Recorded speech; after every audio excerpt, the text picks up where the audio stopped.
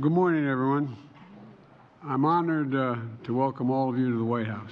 I really am honored to have you here for the inaugural leaders meeting of the America's Partnership for Economic Prosperity.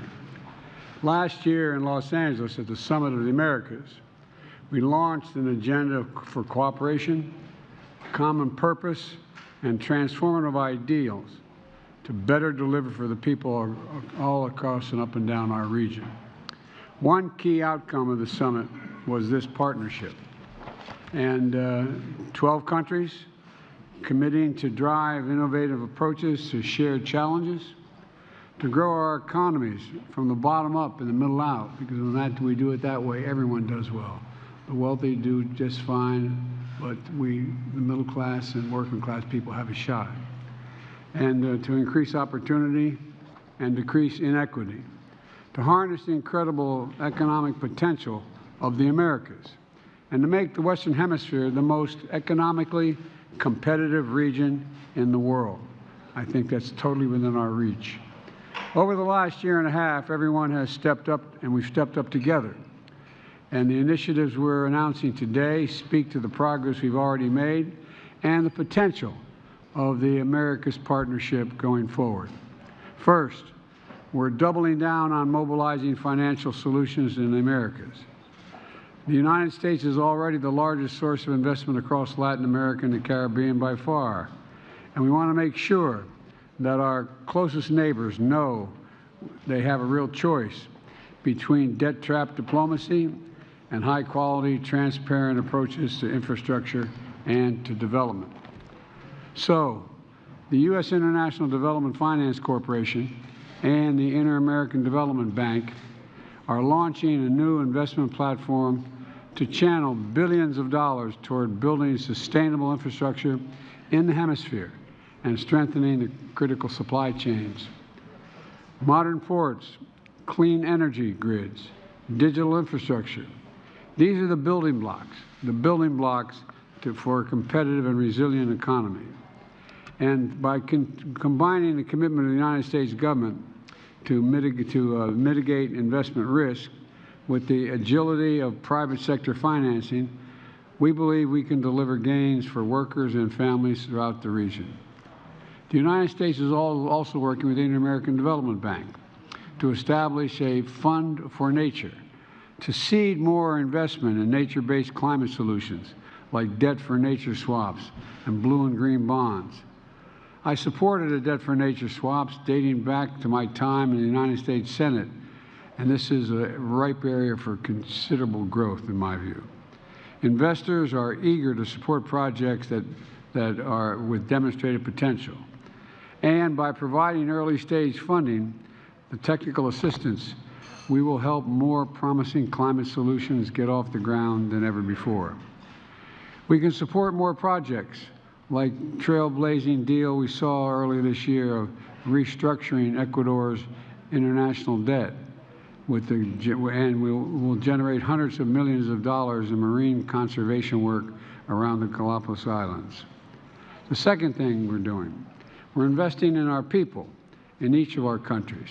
All across the region, entrepreneurs are ready to break out. Investors are changing the way we think. Workers are ready to roll up their sleeves. And we're going to make sure they have the skills and the resources they need in order to succeed. Today, we're launching the Americas Partnership Accelerator, a multi-year program to help promising entrepreneurs develop and fund their ideas. This is an example of what we can deliver when we work together. Canada is joining the United States with funding to launch the accelerator, and Uruguay is leading the creation of an angel investor network, individuals who mobilize venture capital from around the world to support the accelerator. I think Prime Minister Trudeau and President Leslie are also, and I also think President Chavez, I want to thank them for committing to establish a new regional center of excellence in Costa Rica. The center will provide educational and training that's going to help equip workers in the hemisphere to lead in the digital economy of the future. working in fields like cybersecurity and semiconductor manufacturing. And President George, I want to thank you for committing Chile to lead new initiatives to build our regional space industry so we can better harness satellite technology and tackle vital issues from climate change to food insecurity. And finally, we're affirming our region-wide approach to sharing responsibility for managing the challenges of unprecedented migration flows. With the Los Angeles Declaration on Migration and Protection, we committed to work together to address the historic levels of migration impacting all of our countries. Our shared approach has three key parts. One, working together to stabilize migrant populations, including making sure the communities that are welcoming migrants and refugees can afford to welcome them and afford to care for them. And two, as part of that commitment, the United States and Canada and Spain are contributing to Inter-American Development Bank's Migration Grant Facility to help countries that are providing migrants with legal status, supporting the critical services necessary for communities to live in safety and maybe most importantly with dignity. Second thing we're doing, expanding legal pathways to promote safe and orderly migration, providing worker permits to allow migrants to contribute to our economy. This is a critical asset and to all of our countries. And three, enforcing our immigration laws in humane and effective ways that deters dangerous, irregular migration and disrupts traffickers. I've asked the United States Congress for supplemental funds to carry out this three-part strategy in our country, and I urge them to act quickly. So let me close with this. Our region is forever knit together by the close bonds of family and enduring friendship. The United States, it is not hyperbole to suggest, is shaped by the rich contributions of people from all across this region. We are a country of immigrants, more than 63 million Latinos, millions more with roots in the Caribbean, are strengthening communities all across the United States of America. And that's a big deal. The United States currently has the fourth largest Spanish-speaking population in the world. About a quarter of the children in our public schools today are Hispanic. In each of our countries, our people are young and dynamic and diverse, poised to seize the future. And I think they really are.